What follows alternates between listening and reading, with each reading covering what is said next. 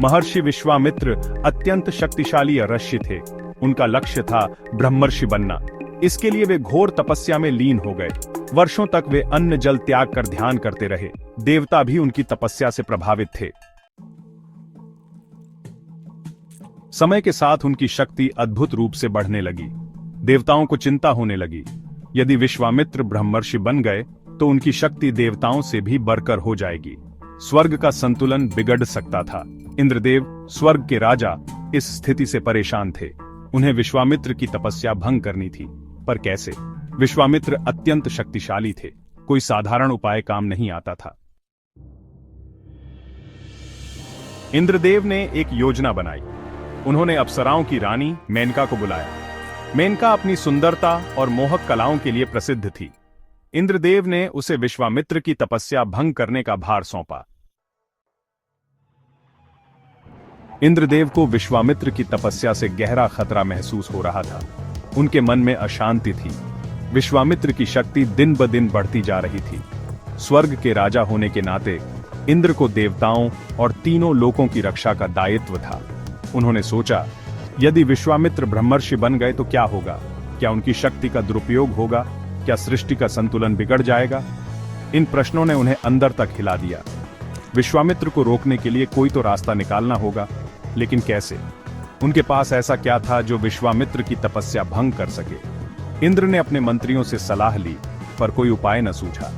तभी उन्हें मेनका का ख्याल आया। उन्होंने सोचा, मेनका की सुंदरता और मोहमाया ही एकमात्र उपाय है जो विश्वामित्र को विचलित कर सकती है। मेनका इंद्रदेव के आदेश का पालन करने को तैयार हो गई।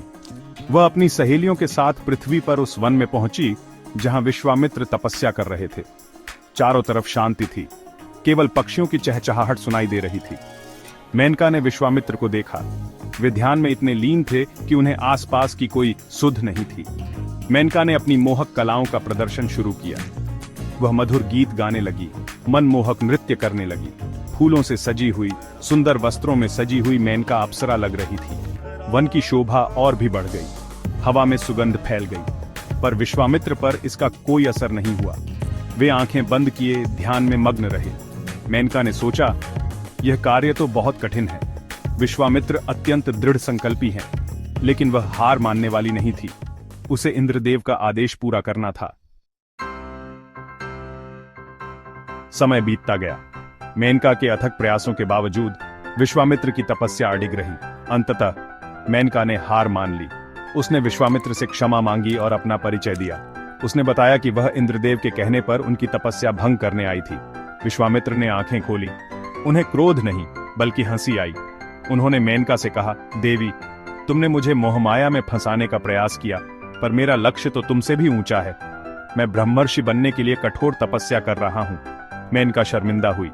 उसे अपनी करनी पर पश्चाताप हुआ। विश्वामित्र ने उसे क्षमा कर दिया और अपने मार्ग पर चलते रहे। उन्होंने अपनी तपस्या और कठोरता से सिद्ध कर दिया कि सच्चा संकल्प किसी भी प्रलोभन से बड़ा होता है।